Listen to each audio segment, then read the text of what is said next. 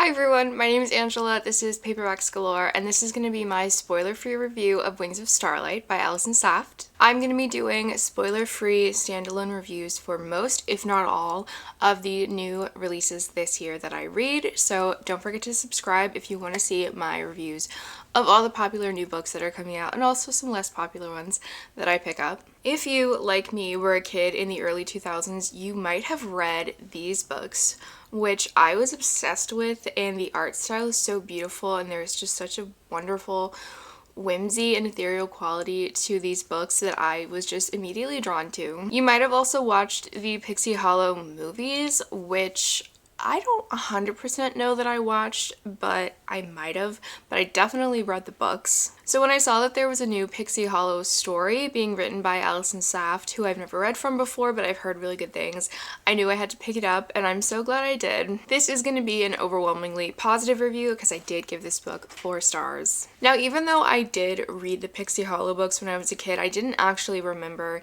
any of the details about the characters or the world, so some of what I say in the plot synopsis might be super obvious to you, or you might know how the story turns out just from like knowing things about the world, but I personally didn't remember, so if you also don't remember, this might be an even more fun time. So in this book we have our main character Clarion, and Clarion is going to be the new queen of Pixie Hollow. And Clarion was born from a falling star, which is how the queens are like established in this world, and queens can reign for a very long time, so the current queen has been in power for like 1,000 years. So she's old as fuck, and Clarion's coronation is coming up, and she is very nervous about all of this. She doesn't necessarily feel like she is up for the role. She doesn't feel prepared. She's very insecure because she hasn't managed to control her powers. And in the midst of all of this stress and preparation for Clarion's coronation, something quite dangerous and scary happens in the form of these monsters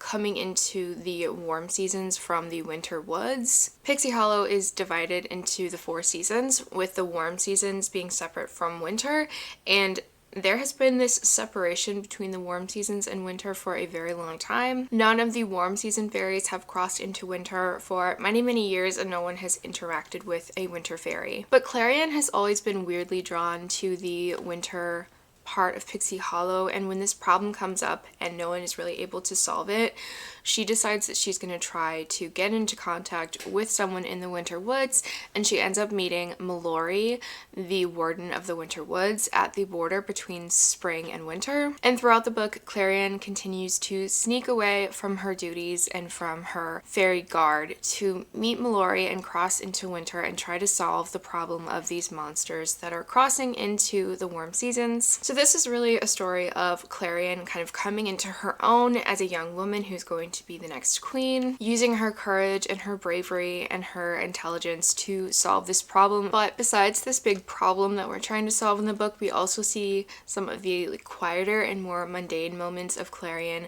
learning the ropes of like the politics of Pixie Hollow and like the other fairies who are kind of like in charge of like different government seats, like the autumn fairy, the spring fairy, the summer fairy. She has a best friend who is a tinker fairy, who's like an engineer fairy, and there is a really cute sapphic romance that blooms between her friend and her like bodyguard fairy, which is very fun and sweet and charming to follow. So that is all you need to know about the plot of this book. My opinion is that if you have any sort of nostalgic attachment to the Pixie Hollow universe, to Tinkerbell, to these fairies, if you read the books or watched the movies back in the day or even recently, I think you will like this. I have a hard time thinking that a lot of people who have those attachments are going to read this and hate it. I think the writing is very good. I think the descriptions and the vibes are beautiful and really match the whimsy and magic that you get from other installments in this franchise. I think even though this is a YA book, I think adults who are trying to get those nostalgic vibes will still like it. I don't think it was so juvenile that it's like not appealing to adults. But there's nothing like, you know, too adult or scandalous in this book, so kids can also read this, which I think is great. I think if you don't have those nostalgic attachments to this franchise in this world and you sit down and read this, there might be a chance that you don't like it. It's definitely not a cozy fantasy because there are stakes, but I think you kind of feel, knowing that this is like a Disney YA book, that there isn't going to be anything too violent or horrible that happens. So even though there are like entertaining plot things at stake, you're not like nervous on the edge of your seat hoping that your favorite characters don't die. So I think there's a good balance between still being entertaining and interesting and being cozy. I listened to most of this on audio, and I occasionally would follow along in the library copy that I had.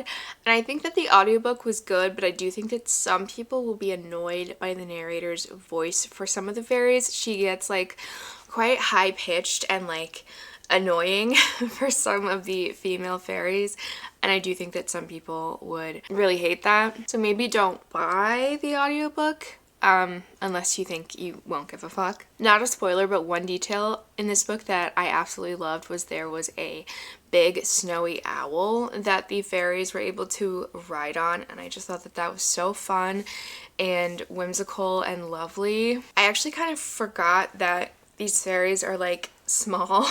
Like I was just picturing like human-sized fairies. So then when they were like riding the owl, I was like, so this is just like a giant owl? But I'm pretty sure that the fairies are small and it's just like a regular sized owl. Again, I really did not remember any of the details about this world from when I was a kid. I did enjoy the romantic plot line between our two main characters, Clarion and Mallory, but I don't think that that was really why I loved this book so much. I think it was truly the setting and the writing and all of the details about this cozy little fairy world and all of the interactions between the side characters and the visuals that Allison Saft wrote with all of the just stunning nature elements and magical elements. It was just such a delight to read. I don't think that the romance is like the main reason that you should pick this up, because I don't think that that's really what shines in this book. So yes, I did give this book 4 stars. I don't think that it's a 5-star just because it didn't have that elusive 5-star feeling. It didn't absolutely blow me away, and I think that especially being a YA book, it is harder to get me to give those books a 5-star. But I would highly recommend, if you have any interest in Pixie Hollow or Tinkerbell or all of those things, and you want a feel-good, nostalgic, whimsical time, I think you should check this book out. Let me know your thoughts on this book down below if you've read it. Don't forget to subscribe if you want to see more bookish content from me, and I hope you have a lovely week.